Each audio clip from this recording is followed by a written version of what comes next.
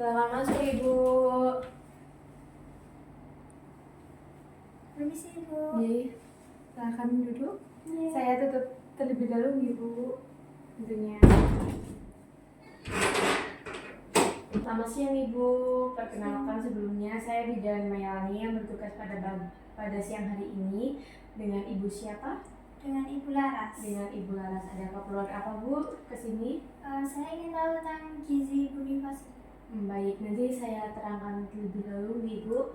Sebelum saya lanjutkan untuk menjelaskan, saya menanyakan terlebih dahulu Ibu, apakah Ibu pernah mendapatkan informasi mengenai kebutuhan zat gizi pada Ibu menyusui sebelumnya? Jika sudah, informasi apa saja yang sudah Ibu dapatkan? Sudah sih Ibu, tapi cuma sedikit. Cuma tahu kalau ada kebutuhan protein, lalu serat, dan lain-lainnya itu. Itu dapat dari mana informasinya? Dari sosial media Ibu. Oh, nanti saya lebih dalamnya saya jelaskan di Ibu. Jadi pemenuhan zat gizi yang seimbang sangat penting untuk pemulihan tubuh pasca persalinan, cadangan tenaga, kesehatan yang optimum, mempersiapkan untuk dapat menyusui hingga ASI untuk bayi berkecukupan.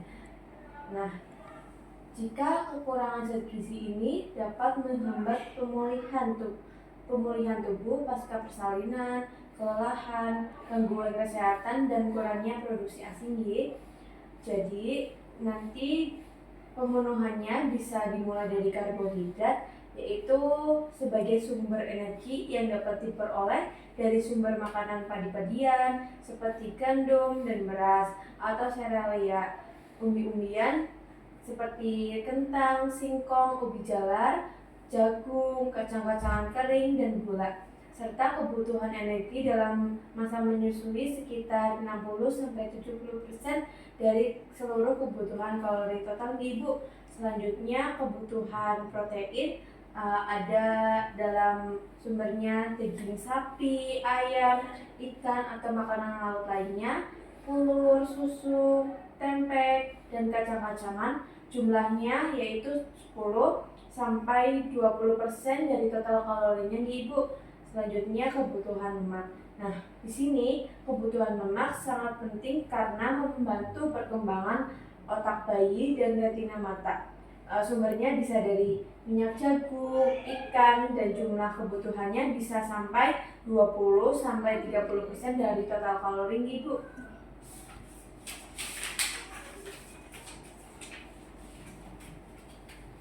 Selanjutnya, kebutuhan serat. Nah, kebutuhan serat ini mempermudah ekskresi dan meningkatkan kekuatan otot serta penambahan cairan tubuh. Nah, sumbernya bisa dari sayuran dan buah-buahan.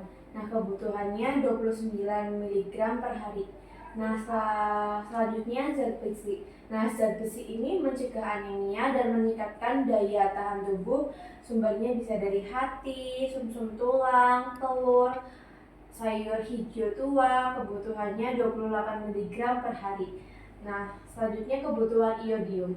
Nah, iodium ini meningkatkan pertumbuhan fisik dan mental. Sumbernya bisa dari garam beriodium yang kebutuhannya 200 mg per hari. Nah, selanjutnya kebutuhan vitamin C dan A.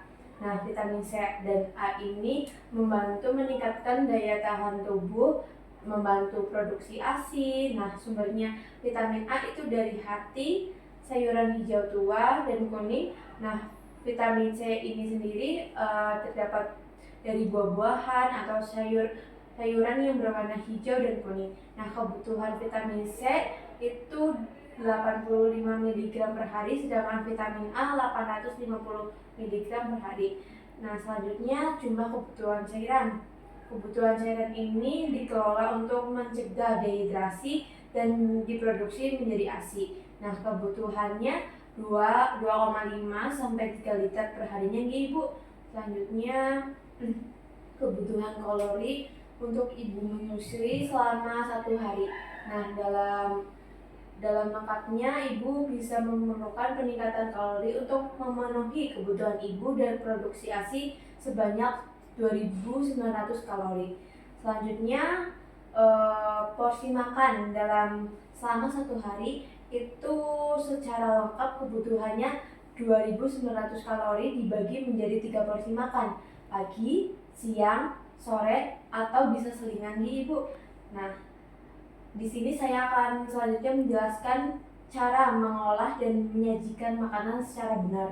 Nah, di sini Ibu bisa memilih bahan makanan yang masih segar, jangan merendam sayuran yang sudah dipotong terlalu lama agar vitamin B dan C-nya tidak terlalu dalam air. Lalu selalu gunakan peralatan memasak yang bersih, memasak sayuran jangan direbus terlalu lama agar vitamin di dalamnya tidak hilang. Masak misal Ibu lagi masak daging atau ikan, jangan benar-benar matang nih Ibu, jangan sampai masih mentah. Lalu mengolah daging dan ikan lebih baik dikukus atau direbus atau ditim daripada digoreng. Nah, lalu jangan menggunakan peralatan untuk menyajikan makanan panas dari bahan plastik nih Ibu karena tidak higienis dan tidak sehat.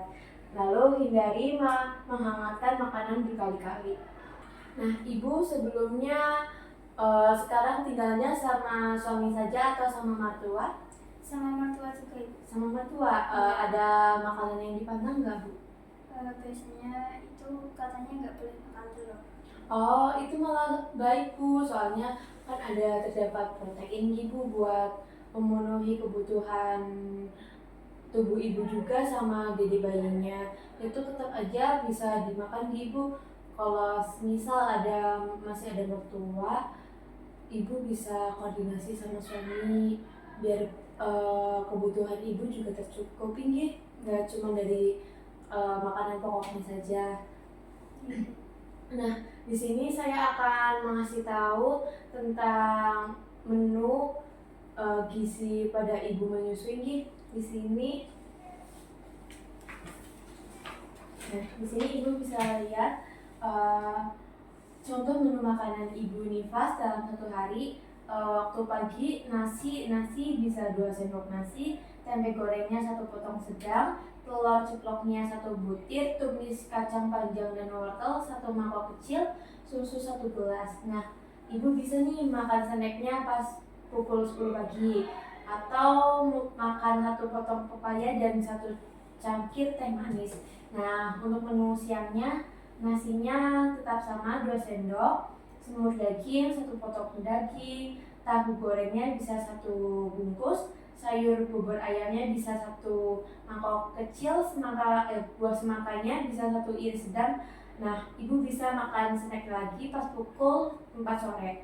Nah, pas waktu malam nasinya tetap sama 2 sendok nasi, lalu pepes ikan teri 1 bungkus, perkedel goreng 1 buah, cah kampung toginya 1 mangkok kecil. Nah, Ibu bisa makan snacknya lagi pas jam 9 sampai jam 10 malam. Nah, nanti diselingi dengan minum susunya 1 gelas dan wafernya 1 bungkus.